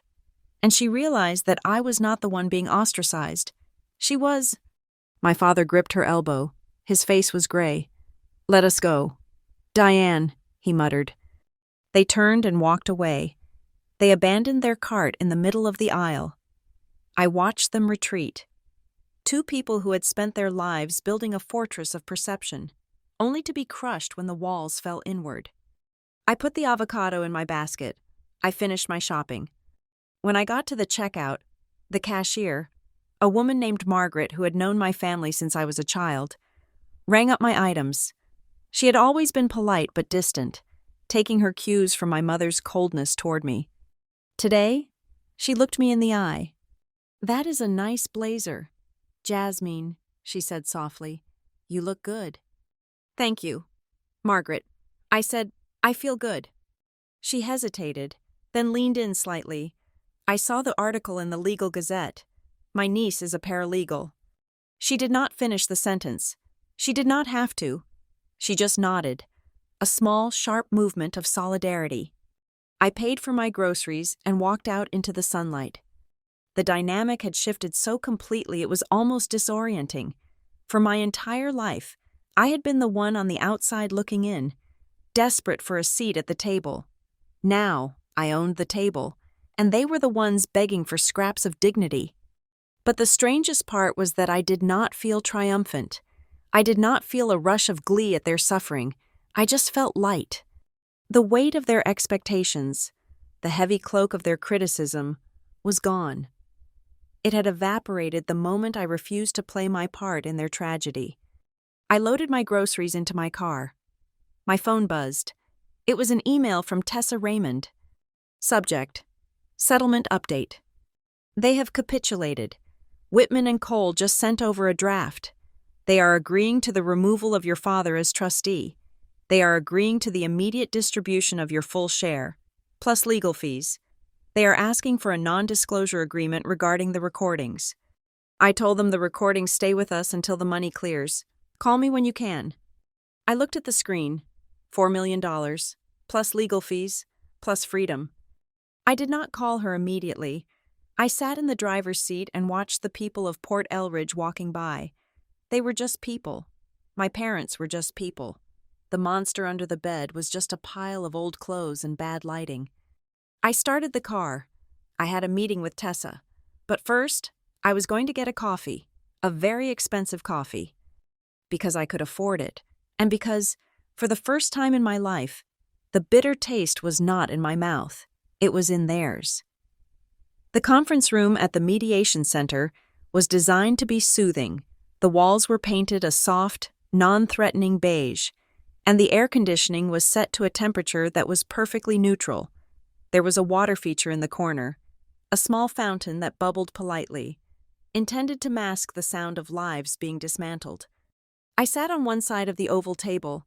Tessa Raymond sat next to me, her tablet open, her stylus hovering like a scalpel. On the other side sat my parents. They looked diminished. The last week of social isolation had taken a toll. My mother's hair was perfect, but her eyes were red-rimmed and darting. My father looked deflated, his suit jacket hanging slightly loose on his frame, as if his ego had been the only thing filling it out before. Their lawyer, a senior partner named Mr. Sterling, not the shark I had hired, but a man known for cleaning up messy family spills, sat between them, looking weary. "We are here to find a resolution," Mr. Sterling began, his voice practiced and smooth. "My clients acknowledged that mistakes were made. They acknowledged that the events of the birthday dinner were ill-advised." I did not blink. Ill-advised. That was the legal term for calculated cruelty. Mr. Sterling slid a document across the table. It was thick, bound in a heavy blue cover. "The Haynes family wishes to avoid a protracted legal battle." He continued, "They value family unity above all else. Therefore, they are prepared to offer a comprehensive settlement to Ms. Haynes." Tessa did not reach for the document. She just looked at it. "The number?" she asked. Mr. Sterling cleared his throat. "We are prepared to offer a lump sum payment of $5 million, he said. I felt a flicker of surprise. $5 million? That was $1 million more than my estimated share of the current trust distribution. It was a bribe, a massive, undeniable bribe. And Mr. Sterling added, full ownership of the apartment she currently resides in, free and clear of any lease obligations." My mother looked at me then. Her eyes filled with tears instantly. It was a reflex, like a light switch. "Jasmine, please," she said, her voice trembling. "Take it. We just want this to be over. We want you to be secure. We want to stop fighting." She reached a hand across the table, palm up, a gesture of peace. "I miss you," she whispered. "We all miss you. This whole week, it has been hell. We are a family. Families fight, but they forgive." For a second, just a split second, the old programming kicked in. The part of me that had spent 29 years begging for her approval wanted to believe her. $5 million, my apartment, an apology. It was everything I had ever wanted. But then I looked at my father. He was not looking at me. He was looking at the document in the center of the table. He was staring at it with an intensity that was not consistent with surrender. His jaw was clenched so tight I could see the muscle jumping beneath the skin. He was not a man who had just lost. He was a man who was waiting for a trap to spring. I looked at Tessa. She gave me a barely perceptible nod. "Read it." I pulled the document toward me. I flipped past the first few pages. The standard clauses were there. Payment schedules, transfer of deed, mutual release of claims. It looked standard. It looked generous. But I am a risk analyst. I do not look at what is there. I look for what is buried in the footnotes. I look for the definitions section. I turned to page 12, Article 9, Conditions of Settlement. I read the paragraph, then I read it again. In exchange for the aforementioned sum, the beneficiary agrees to sign a sworn affidavit recanting all prior allegations of fraud, conspiracy, and malicious intent against the trustees. The beneficiary further acknowledges that the recordings made on the night of the birthday dinner were contextually misleading and that no actual scheme to disinherit existed. I paused. That was bad. But not fatal. It was a standard save-face clause. They wanted to buy their reputation back. But then I read subsection C. Furthermore, the beneficiary agrees to permanently waive any and all future rights to the Haynes Family Grand Trust, establishing a complete and total separation from the family lineage for all legal purposes. The Grand Trust. I froze. The trust I was fighting for now was the Eleanor Haynes Dynasty Trust. That was my grandmother's money. What was the Grand Trust? I had never heard of it. I looked up. My father was watching me now. The moment he saw my eyes narrow, a flicker of panic crossed his face. He quickly looked away, feigning interest in his water glass. I looked at the document again. Grand Trust. I closed the folder. "What is the Grand Trust?" I asked. The room went silent. The bubbling of the fountain suddenly seemed very loud. "Mr. Sterling shifted in his seat. "That is just standard language. Ms. Haynes, it refers to any residual family assets. It is a catch-all term to ensure a clean break. Standard language does not usually capitalize generic terms," I said, my voice cold. If it were a catch-all, it would say, "any other trusts," but it names a specific entity, the Haynes Family Grand Trust. I looked at my father. "Dad, what is the Grand Trust?" He did not answer. He looked at Mr. Sterling. My mother stopped crying. The tears vanished as quickly as they had appeared, replaced by a look of sharp, brittle alert. "It is nothing," my mother said, her voice hard. "It is just old land. It is worthless. We are just trying to protect you from tax liabilities. Jasmine, just sign the papers. $5 million. Do you have any idea how much money that is? You will never have to work again." "You are lying," I said. I turned to Tessa. "Look up the land records for the old Haynes estate in Clement County. Right now." Tessa was already typing. My father stood up. "This is ridiculous.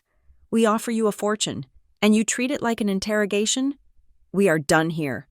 Sterling, pull the offer." "Sit down, Ray," Tessa said. Her voice was not loud, but it carried the weight of a judge's gavel. She turned her tablet toward me. "Here it is," she said. "The Haynes Family Grand Trust holds the title to 400 acres of undeveloped coastal land north of the city. It has been sitting dormant for 50 years. "So?" my mother snapped. "It is swampland. It is worth nothing." Tessa scrolled down. "Actually," she said, a slow smile spreading across her face, "according to a municipal filing from 3 days ago, the city council just approved a rezoning permit for that sector. They are building a new tech corridor. A major semiconductor manufacturer just put in a bid for the land." Tessa looked at the numbers. The estimated value of the land, post-rezoning, is $150 million. The number hung in the air. $150 million. If I signed this agreement, if I accepted their $5 million and waived my rights to the Grand Trust, I would be walking away from a share worth $50 million. They were not trying to pay me off. They were trying to rob me blind, again. They knew the sale was coming. They knew the trust I was currently fighting over was peanuts compared to the land deal. They needed me out of the family, legally severed, before that sale went through. That was why they wanted to prove I was unstable. If I was unstable, I couldn't vote on the land sale. That was why they offered the settlement. If I signed away my rights, I couldn't claim a penny of the $50 million. I looked at my parents. I truly looked at them. They were not just cruel, they were greedy on a scale that was almost impressive in its depravity. They were willing to gaslight me, humiliate me, and publicly destroy me, all to keep an extra $50 million that they could not possibly spend in their remaining lifetimes. I stood up. My chair scraped loudly against the floor. "You did not come here to make peace," I said. My voice was shaking, not with fear, but with the sheer magnitude of their betrayal. "You came here to scam me." "Jasmine, listen," my father started, reaching out a hand. "Do not touch me," I said. I picked up the blue folder. I held it up so they could all see it. "You thought $5 million was enough to buy my silence?" I asked. "You thought you could dazzle me with a check and steal my birthright out from under me?" I tossed the folder back onto the table. It slid across the surface and hit my father's water glass, knocking it over. Water spilled across the polished wood, soaking the paperwork. My mother stood up. Her face twisted into a mask of pure venom. The grieving mother act was gone. "You ungrateful little brat," she screamed. "We gave you life. We gave you everything. You deserve nothing. You are a mistake, a cold, unlovable mistake." There it was, the truth. Tessa was typing furiously on her tablet, documenting every word. I looked at my mother. I looked at the hate in her eyes, and I felt a final severance. The last thread connecting me to them snapped. I am not the mistake, I said. The mistake was thinking you could outsmart me. I turned to Mr. Sterling. The offer is rejected, I said. And Mr. Sterling, you might want to update your resume, because when I am done with this lawsuit, I am coming after the lawyers who helped them draft this fraud. I turned to Tessa. Let us go. We are filing for a full forensic audit of all family assets. I want to know about every penny. I want to know about the land. I want to know about the offshore accounts. I want everything. Tessa stood up, closing her tablet with a satisfying click. With pleasure, she said. My father was purple with rage. He slammed his fist on the table. You will get nothing. I will burn it all down before I let you touch a dime. I stopped at the door. I looked back at them one last time. They were standing in the wreckage of their own greed, wet paperwork and spilled water spreading around them. You already burned it down. Dad, I said, now you just have to live in the ashes. I walked out of the conference room. I walked out of the mediation center. I walked out into the bright, blinding sun of the afternoon. My phone buzzed in my pocket. It was a notification from the court system. Tessa had already filed the motion for the audit. The war was no longer about a birthday cake. It was no longer about $4 million. It was about total, absolute accountability. I took a deep breath. The air tasted clean. It tasted like $50 million. And it tasted like justice. The end of the Haynes dynasty did not happen with a scream. It happened with the soft, anticlimactic thud of a gavel hitting a mahogany block. 3 weeks after the mediation disaster, we were seated in the private chambers of Judge Sterling, no relation to the family lawyer, a fact that seemed to irritate my father to no end. The room was lined with books that smelled of dust and authority. The air was dry. The only sound was the scratching of the stenographer's machine, documenting the final collapse of my parents' empire. Tessa Raymond sat beside me. She looked bored, which was her way of looking victorious. On the table in front of her lay the forensic audit report. It was 400 pages thick. It detailed 20 years of financial mismanagement, commingling of funds, and most damning of all, the attempted coercion regarding the settlement agreement. The judge, a woman with steel gray hair and eyes that had seen every variation of human greed, looked up from the documents. She removed her reading glasses and placed them on the desk. She looked at my father, then at my mother. She did not look impressed. Mr. and Mrs. Haynes? The judge began, her voice low and even. The role of a trustee is a sacred fiduciary duty. You are tasked with protecting the interests of the beneficiaries above your own. She tapped the audit report with a manicured finger.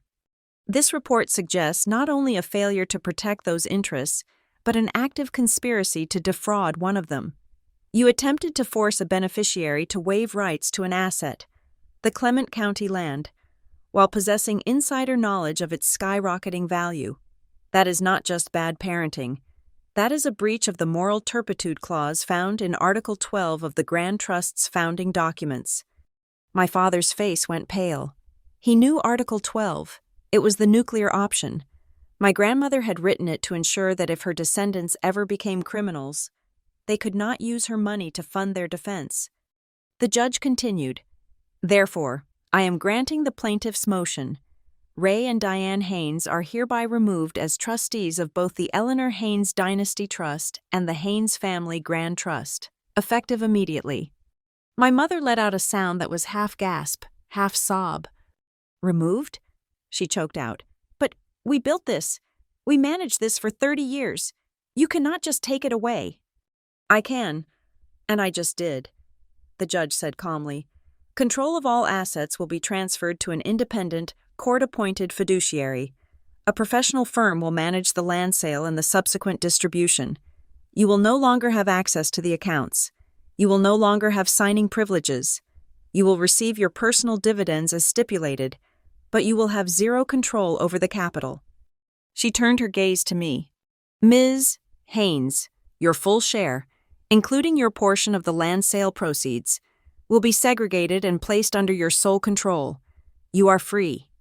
The silence that followed was absolute. It was done. The chains were cut. My father slumped in his chair. He looked like a puppet whose strings had been severed.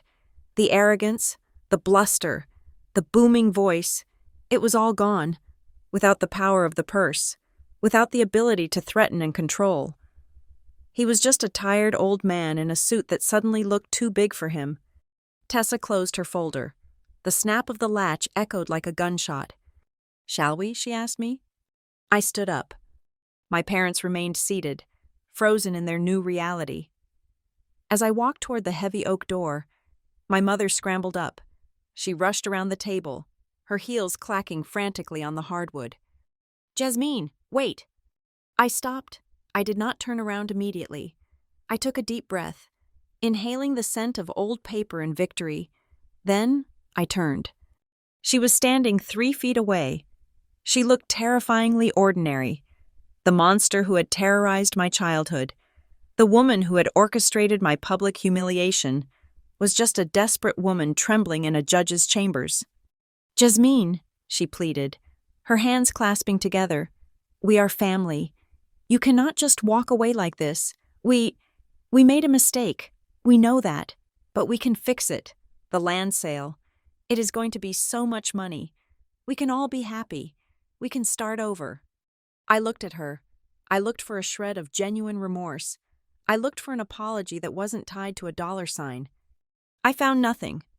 Even now, facing the ruin of her control, she was negotiating. She was trying to charm the cobra she had stepped on. And my father? He was standing behind her, staring at the floor. He could not even look me in the eye. I realized then that they were not grieving the loss of their daughter. They were grieving the loss of their audience. They were grieving the loss of their punching bag. "I am not walking away," I said softly. My mother's face brightened with a flicker of hope. "You're not?" "No," I said.